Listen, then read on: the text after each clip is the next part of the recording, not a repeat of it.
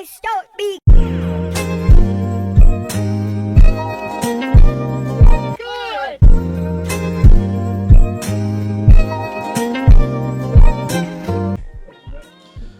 All right, welcome back. This is your boy J Mac checking in from beautiful Brasilia, Brazil. I'm here with another video, and today this video is basically going to be talking about one of the questions I get more than anything else when I've been out and about these last 7 years, which is how do I make money and still be able to travel or live wherever I want. So this is basically the video that breaks down the jobs that let you travel first and work second. So with that being said, I'm going to jump right in. I'm just going from the top 5 jobs that I've seen. Again, as a recap, I've been to many places all over Asia, Russia, Ukraine, in South America. I've spent a significant amount of time in Colombia. Again, right now I'll be in Brazil. I should be here for at least a few more months. Bali, Thailand, Philippines, China, Turkey, Australia, just a bunch of spots. So for me personally, the people that I've met, that I've hung out with, these are the top 5 jobs that I've noticed. There are people that actually either live abroad in these different places or they travel all the time and they kind of live wherever they want. So we'll jump right into the top 5. These are no particular order. Again, these are just the top 5 that I've noticed and some of the information that I've picked up along the way. So the first one I'll start off with, which is one that I don't know a whole lot about, which is stock trading. There's a lot of people doing this. I was actually surprised, men and women, by the way, which is basically, if you don't know what that is, that's just buying and selling stocks or crypto. Some people do Forex. There's a lot of different options you can do, long-term and short-term. But these people generally, they can average around, I don't know, I've heard crazy numbers like 120,000 to like almost 200,000, depending on how successful they are. Everyone doesn't make that much, but I know that you can make a decent living if you are good at it. From what I've been told, it's hard when you first start off, and then you start building up and learning as you go, and then of course your dollars go up with that. So self-funded traders, some of them are independent. Some of them do work with companies, but most of the ones I've met, they're doing it on their own. It fits the travel because this is one of those jobs where they're totally independent. All they need is a laptop. They can set it up anywhere, and they can just work.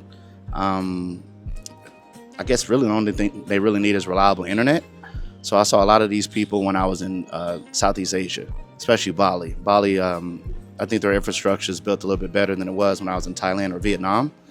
Especially the Philippines. I love the Philippines, but just structurally, they still have some work to do. But once they get there, I think that's actually, I'll do a whole nother video on that.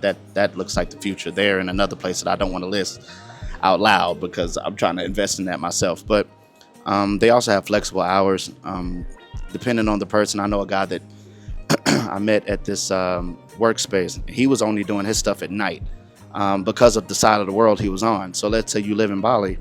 He was up from 7 p.m. to 3 or 4 in the morning because in the States, that's their time zone, so they're awake. So it just depends. And some other people, when they're totally free, they do it whenever they want. Also, they don't have a boss, they don't have an office. You're not confined to a specific spot like the next place that next job I'm about to bring up next. So the first one I would say, without a doubt, has been stock trading.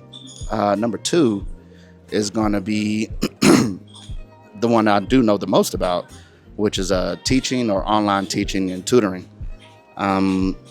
So there's 2 different ways you can do this. I'll try to simplify this as much as possible because I'm going to do a lot more independent videos on specific topics on this moving forward. But there's some people that do it online, and there's other people that get contracts and they do it at a physical school. So, and I've seen success on both sides. I'm on the side where I actually sign contracts. I go to these schools and I live there, work there. I show up to a physical building and I do it that way. For me, it gives me freedom to live in these places where I'm working. So when I travel, I like to kind of pick a place and stay there. Like when I was in the States, I only used to travel for maybe 1 or 2 days at a time, 3 or 4 days at a time. If you get a long break, you get like a week. That's like a long break. But for me, I'm more of a slow burn cat. So I like to kind of explore the first few days and then find the spots that I like. And then eventually I start making friends. And then Eventually that turns into other things. So I like to be at a place for months at a time. So if you live at that place, it gives you, you don't feel like you're in a rush. You're not in a hurry to try to get all this stuff done. But everyone's not built that way. Some people want to get in, see what it's about, see all the highlights, and get out. So the online version, I think it's more built for that, where they can essentially just be online, same thing, have internet access, and then they set up their classes and teach. So online tutors, they commonly make anywhere between $2,800 a month, something around that range. I've seen people from make anywhere from 30,000 a year to 60. Depending on where you are and how you're watching this, that might sound like a little, it might sound like a lot. Depending on where you're living, you'd be surprised how far you can get with that type of money. In the States, obviously, that's going to feel tight if you're only making 30 bands. But if you're in Southeast Asia, you can do a lot with that. So that's really one of the advantages about being in these other places is as long as you can get decent salary, especially if you're getting dollars or euros or pounds or something, you can live in these places a lot cheaper and be comfortable. It fits to the travel because, again, they can schedule their hours when they want to do it for the online teachers. Again, minimal equipment. Usually, you just need a laptop if you're doing it online. For me, I'll show up to work and everything that I have is there. They'll generally give me a laptop and all the tools needed. And then, of course, a lot of platforms, they let you teach wherever. So same thing. I've seen people that do the online route where their hours are a lot different depending on where their students are. So if their students are in the West, if they live in Asia, they're going to be teaching at night. If they, are in Europe or somewhere else, the hours can be different. Or even they're in South America, they're in the same kind of time zone as it would be in the States because it's very, very similar. So again, I'm going to get in a whole lot more videos about that. I prefer to go the latter route with contracts just because of security, health benefits. Depending on your contract, you get housing allowance. I haven't paid rent in like 6 years. So there's a whole lot of benefits doing that. Number 3 is, I hate to say this, but it's pretty obvious. Again, especially from the people that I've met. I don't know if I'll get in trouble for saying this on YouTube, so I'll just say only philanthropy. How about that? I know that starts with a P, but it sounds like an F. So I'll just say OF people, ladies. I'm not gonna lie. There's a lot of people I've met doing this, especially pretty people. So when I was in Bali, Southeast Asia, Thailand, even Russia, there's a lot of girls that they're involved with this. So again, this is probably the most wide range in terms of the salary, because again, to me, a lot of the girls are making a ton of money doing this, or they meet people, and through the people that they meet, they end up finding a good trick, and then of course they end up making money that way. So they, like I said, philanthropy. They find people that are willing to help them out on a more continuous basis, and they get a little lazy with their content production. So again, I can do a whole video on this, but again, the median is anywhere where they only make maybe 2,000 or 3,000 a month, maybe less. And then I've seen other people that are just cashing in. I mean, they're making bank rolls. The top creators are the ones that do that, like the ones that are in the 1%. They can get tens of thousands of dollars per month. I've seen some girls cashing out. Even on one of my side businesses, where I do drop shipping and whatnot, I work with a lot of creators, and same thing. A lot of you dudes need to catch up, but don't believe everything that you're hearing. But no, these girls, they doing well. Even the ones you don't think have one, they have them hidden in different places where the people that need to find it, they can find it, because they also want ads and stuff from other vendors and whatnot. So they don't always put it on their Instagram or something. But some of these girls, you'd be surprised. You might not think she has one, and she does. But again, it varies. Some of them are just doing it on their own. Some of them are just, like I said, they getting sponsored by these guys. So they travel a lot and they get to see all these places. So again, there's no fixed hours or location. The work is 100% mobile, because at the end of the day, you can go wherever you want to go. Wherever the money is where she gonna be at. If they're professional and they actually are on that topper level, it builds an audience, a brand over time. And then of course they get regulars who give them a bunch of cash. So I've hung out with a bunch of them, dated a few, some adult film actresses as well. So I've seen it on all spectrums, but you'd be surprised. These ladies are doing quite. They hit you up saying they babushka, need some help. And they fine, trust me. Same thing with their grandmamas in Spanish. Oh, papi, I need some. They're fine, bro. Treat yourself, king. Take care of yourself.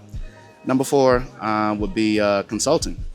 again, this is another one that I've been kind of familiar with. I know quite a few people that do this. Actually dated a girl. She lived in LA. She was originally from Chicago, but she was a consultant.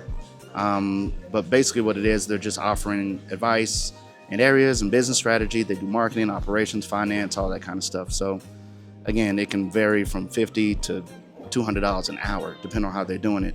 If they're really experienced, they can actually work internationally and make six figures doing this if they choose to live there. So the reason why Fitz Travel is because it's project based, meaning that a lot of times you get contracts. That's a positive and a negative. So the good part is if you're only doing a 3-month project, you might make a $40,000-$50,000 in those 3 months. You can have a huge contract where you get paid a whole lot in a short period of time. You make that money, you can take the rest of the year off, and you can chill out. Sometimes it varies though. Sometimes it's not a lot for long periods of time, or sometimes it's contract to contract to contract. The ones that I've met that are doing really well, they're on contract and they're already trying to set up that next contract while they're on the first one. That way they kind of stack upon each other. Again, all they need is internet access, Zoom pitch calls. There's no geographical client constraint. They can work with anybody all over the world. These people need consultants no matter where they are on the planet. And again, if they have a lot of experience, they can charge a whole lot of money for their skills. So again, consultants, they do quite well, at least the ones that I've met. And last but not least, digital marketing. And again, that leads into a bunch of different avenues. It can be freelance specialists, it can be special roles, it can even be people that do YouTube. But basically, SEO, they do paid ads, social media management, content strategy, analytics for clients, like basically just any kind of online data marketing work. So remote digital marketings make anywhere from, I've seen people get on the low end maybe around 30,000 a year, but then I've also seen people make 75K doing this stuff because they have a bunch of clients that they work with and they help them with their social media platforms. Another popular one right now is like what they call them, like is it strippers or choppers, like the people that they cut up content, like you do long form clippers, I think it's called, but they do long form content, they cut it up and they put it in these little bite-sized palatable spots for you to see it. So like when you see these reels and stuff that pop up, it's usually from a long form level of content, then they cut it up and put it in little bite-sized 2-minute forms or 1-minute forms, so it's easy for you to watch and just scroll through it as you're going. But again, I know some other freelancers who are just killing the game. They can make anywhere from 60 to 120 grand. You know what I mean? Like I've seen some guys that are really doing quite well with that. So it's good for travel because it's 100% remote. Again, this can be video work, it can be marketing, again, even YouTube. And if I was doing this full time, I can just bring my camera around and just do it wherever the heck I am. But it is results-based work. So you got to make sure that whenever you sign these contracts or you meet these people, there's like guidelines and goals that they're trying to reach. So the people that I have met this are probably the ones that stress the most, because there's no guarantee. If they don't do a good job in what they're doing, it can affect them getting another job on this next venture. But again, content, ads, analytics can be managed really anywhere. So again, the general theme of a lot of this is just online.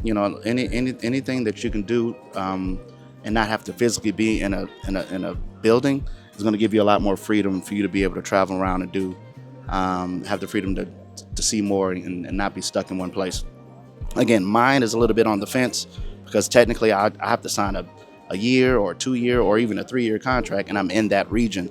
But again, I get all these breaks, I get all the benefits and then all the security. I just travel whenever I get my free time. So if you look at my Instagram, it looks like I'm doing the absolute most because again, I can't post my job. You're not allowed, these schools won't allow you to show these children, there's laws against that or you can get fired. So I can't be posting that on my social media, but I can, obviously post me hanging out and kicking it with the free time that I have. So anyway, those are my top 5 that I've seen in my travels. So this is not a long video. I just wanted to get to the nuts and barrels of it. If you want to get details on any of this stuff or get a deeper dive, leave a comment below on the video. I'd be more than happy to get some examples. Hopefully I can try to find some people that I've met along the way that can actually give you some real details on how some of this works. I'm sure a lot of y'all would like to meet the only philanthropy people. But with that being said, this is your boy J Mac. I appreciate you guys checking in. Please like, please subscribe, And I'm out of here. Peace. Yo.